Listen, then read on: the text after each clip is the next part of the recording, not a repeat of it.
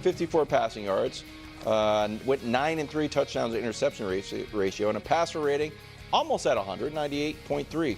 So, Danny, we'll start with you. What are your expectations for Rodgers and the Steelers? I expect Aaron Rodgers to give the Steelers the best quarterback play that they've gotten in years, and it to not make a damn bit of difference. Okay.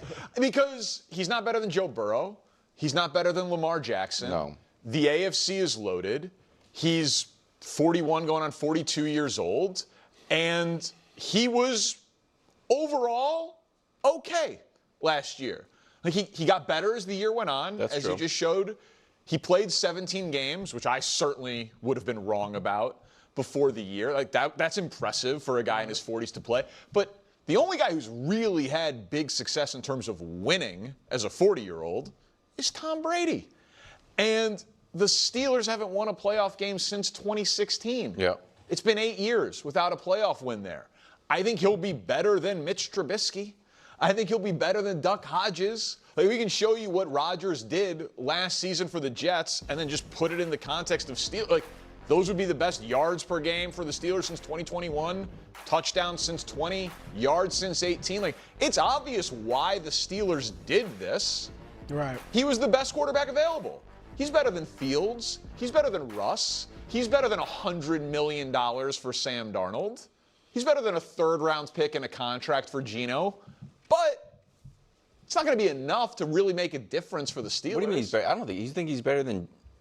I don't know. I have a hard time doing the math. Like he's straight up not better than Geno. I think acquisition cost. Like God, but the Steelers have been running their quarterback room from a Microsoft Excel. Like, yeah, you know, Russ is not very good, but look how much we're paying him. You know, turns out the Broncos are paying him. It doesn't seem like they are committed to winning at all costs. But excellence is the standard. It says it right there on the wall of the facility. I expect failure. Failure? I hate to say it, yeah, failure. In that, I think, Danny, this is going to be the first losing season of Mike Tomlin's career. Yeah, I've been predicting it for 5 years, and it keeps not happening. Yeah, look at the schedule. And I'm going to give them some benefit of the. I'm going to say. Don't you dare. Hold on. But listen to me. Listen to me as I break down this schedule. Okay. I'm going to give them the benefit of the doubt. Now, I'm not saying they will definitely. Let's say they start 3-0. Now, that's a big, right? I mean, your Patriots, Seattle, the Jets. You know, I think I'm giving them the benefit by saying they start 3-0. If they start 3-0, aren't they starting 4-1? Minnesota by Okay, so say they start 4, because I'm going to say, I'm going to give them the benefit of splitting the division. So going 3-3 in the AFC North. Because they do play the Ravens and the Bengals tough. So even if I give them that, though, I've still got 3 division losses. I'm going to say a loss to Minnesota because they may start 2-1 or whatever. Green Bay, the Chargers, Chicago, Buffalo, and Detroit. So even if I say they start 3-0, go 500 in the division, they're still 8-9. Like, it's going to be, so I just think it's going to be failure. I don't like the way Rodgers dragged this thing out, kind of made it about himself. I don't know privately, maybe he told them 2 months ago, I'm coming. Yeah. But it feels like publicly it was all about him. And then, like you said, his age. He hasn't made the playoffs since 2021. All right, his last 3 seasons, or really 2 since he got hurt with the Jets his first year, he's 13-21. So look, I know the Steelers have a great defense, good coach, but I just think in that division with that schedule is going to be a failure. And yeah, so let's talk about this. I'm confused because I thought Brew was always calling for Aaron Rodgers to go to Pittsburgh, but I didn't know if it was in the context of him that he thought that they were good, that he was going to go there, but they were just still going to be failures. Listen, the whole thing that like it was all about Aaron. No, the media made it all about Aaron. Aaron wasn't making it all about himself. Aaron wasn't playing games, wasn't being like, I'm going to go here. Nope, no, I'm not. Yeah, no, I'm not. He was just kind of doing his own thing. The media had the obsession with Aaron like they do every single year and kept talking about it. The Steelers were totally fine. Steelers were totally content. You know, they weren't trying to put pressure on Aaron or this or that. And you listen to any older quarterback, and they all said, any ex-player, I should say, especially ex-quarterbacks, were all like, no. I mean, it makes sense that he's not going to sign before that he's going to sign before OTAs and all this other stuff. He's going to sign when it's time for a mandatory minicamp. Like, that's just the way it's going to go. So I'm going to follow their lead with that, quite frankly. But listen, I think the schedule is obviously a tough schedule. I mean, even some of those in-between games, because I really try to, when I look at the schedule, I always do the let's just give all the easy losses and the easy wins. And they're not predictions, but it's just like, you're going up against the Ravens, fine, you lose. Not because I think you're going to lose, but it's like, because it should be a hard game. So it's like, whatever, we'll just say you lose just to kind of get a floor. It's a little bit different when it's within the division. So, any of these other in-betweener games that you're kind of like, I don't know. Like, it's just like, well, no, they could be good this year, or they're definitely not going to be easy like they were maybe in the years past. Perfect example of that right now, Chicago Bears, right? It's just like Chicago Bears by week 12, they could be a really great team. Caleb Williams, like, becomes who he's supposed to be, and Ben Johnson is a great coach. That's a tough game right there, right then and there. The Patriots, it's like, if this was last year, it's like, oh, that's an easy win, but it's like, I don't know, week 3, Drake May, Vrabel, like, do they have some energy? Do they got some momentum going? It's like, I don't know. I think so. Not sure. Not positive.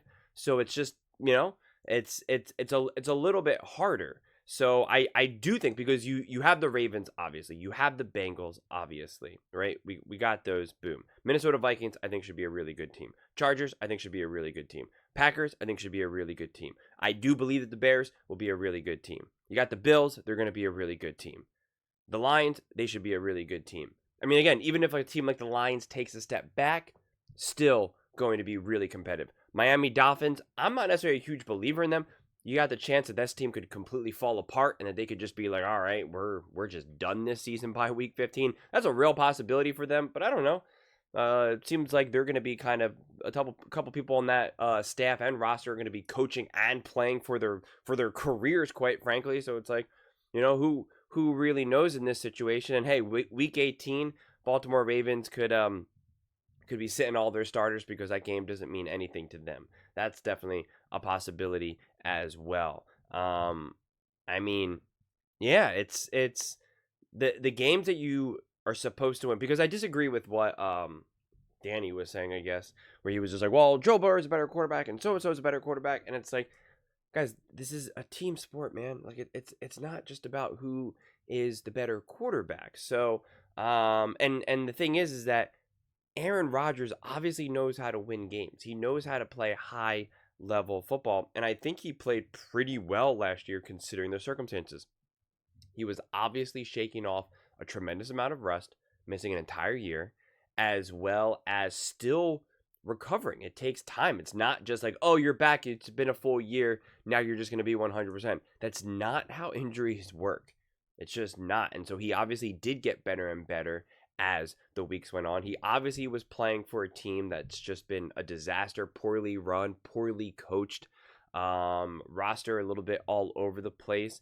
And yet, considering all circumstances, he did pretty good. I mean, it's like, you have someone like Wilds kind of saying, the stats aren't that good, completion percentage, blah, blah, blah, blah, blah. And it's like, all right, well, let's take a look at it in contrast to everyone else. I mean, he threw for 3,897 yards. And I would say that is more of a true 3,897 yards.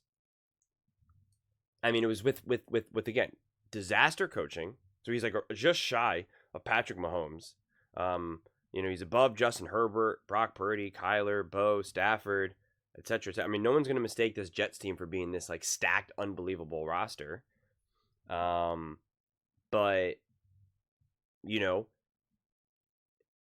he had a situation where they were seemingly, I don't want to say competitive for a stretch, but it's not like this team was such a disaster where they were down so big or that they were just 100% collapsing that all of his stats are just kind of like, yeah, well, you were down by 21. Or, yeah, it was the fourth quarter. You had no chance to win. Like, that wasn't necessarily the situation. I'm not going to act like they were in these, these duels going back and forth, and Aaron Rodgers was just carving everyone up. Like, I'm not saying that either. But when we know that Caleb Williams' stats, for instance, can be pretty misleading. I made a video recently talking about that, where it was like, I feel like the vast majority of his touchdowns, like 15 of his touchdowns were all when he was like down by 2 scores or so, like whatever. I forget exactly what it was, but it was like clearly like, okay, like it was the perfect example of like not all stats are created equally here. And what I'm trying to emphasize is like, that was not necessarily the story with Aaron Rodgers. If anything, a couple of his numbers are artificially low because the one game he played like in a monsoon or whatever against the Denver Broncos. The score was like, 10-9 or something, like whatever the ridiculousness of that game was. So, and so if we look at completion percentage, again, I'm not going to act like it's amazing here, but considering all of these other quarterbacks that we can kind of see here, Josh Allen 63%, Aaron Rodgers 63%. So Josh Allen is 63.6, Russell Wilson 63.7.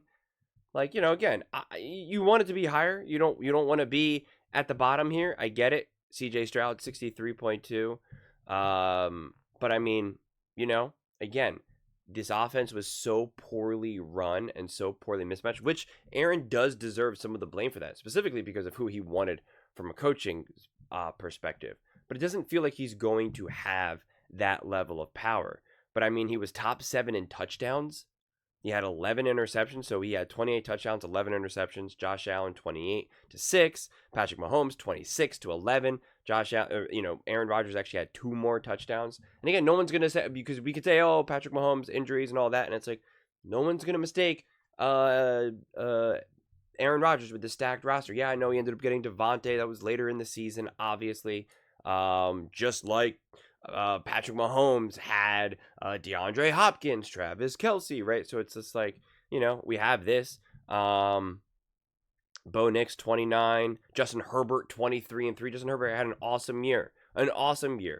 And 3,800, passing yards, 23 touchdowns, 3 interceptions. Like, it all depends on what you're asking your quarterback to do. I mean, that's really what it all gets boiled down to. And what's also really interesting, if we look at it like this, when we look at his numbers under pressure, which you think would be a complete disaster, being an old quarterback coming off an injury, he was top 4 in touchdowns, had 8 touchdowns and 0 interceptions. 0 interceptions. Had a higher completion percentage, 45.4. Josh Allen, 41.9. Jane Daniels, 46. Lamar, 49. So kind of all within range. But so even when dealing with pressure, off-script type stuff, still pretty darn good ball. And again, this is with him being in an uncomfortable offense. And then when you protected him, he was top 8. 20 touchdowns. Top 7 again in passing yards. Just pretty clean ball. Again, nothing is going to jump out for you. But considering the circumstances, I think it's pretty good. I mean, I think if you ask yourself, if Aaron Rodgers was a rookie, if he was a second-year player, first-year starter, and you saw kind of some of this production, you would say, okay, this is pretty good. I feel pretty good. I'd like to see him take a step forward next year. And so then that's the question. Can Aaron Rodgers take a step forward? Because he's going to be what should ideally be in a better offense, better defense, a more functional culture and team, as well as he should potentially be better just because he's physically better. Now, he is obviously a year older, but it should be now further away from the injury. It's interesting. It's interesting. The biggest problem is you can't trust Aaron to make the best of decisions, because on one side I'd be like, well, I think Aaron has to feel pretty confident that he can still play pretty well. Otherwise, he wouldn't go out there, because Aaron's ego is too big. He doesn't want to go out there and really struggle for a whole season. But also, you can make the argument that his ego is so big and that he is delusional that he thinks that he still can ball even though he can't. So it's a little bit harder to kind of really decipher the reality of the situation, but yeah, I warmed up so much more to Aaron going to Pittsburgh, mainly because it's at least interesting. It's more interesting than having Mason Rudolph or running it back with Justin Fields or something. I just think that goes nowhere. I still do think that there's kind of like an interesting wild card with Aaron Rodgers at the helm and that experience. And yeah, and if he ends up being a disaster, well, then it actually ends up working well for the Pittsburgh Steelers, because then they should be able to draft high, get a quarterback for the future, etc., etc., etc. So I don't know. I think it at least makes the Pittsburgh Steelers watchable. Who the heck cares about Mason Rudolph versus the Jets?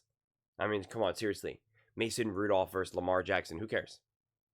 I'm sorry, who cares? You got, yeah, I'm sure some of the Mason Rudolph truthers, you know, the OG Steelers fans are gonna be like, no, he's gonna come back and this and that, and it's like, all right, listen, I'm always open to being wrong, and I never mind being wrong, and especially when it's wrong about a player being great, because I'm like, that's great. I want more great players in the league, so like I'll never downplay that, but just doesn't move the needle necessarily, and yeah.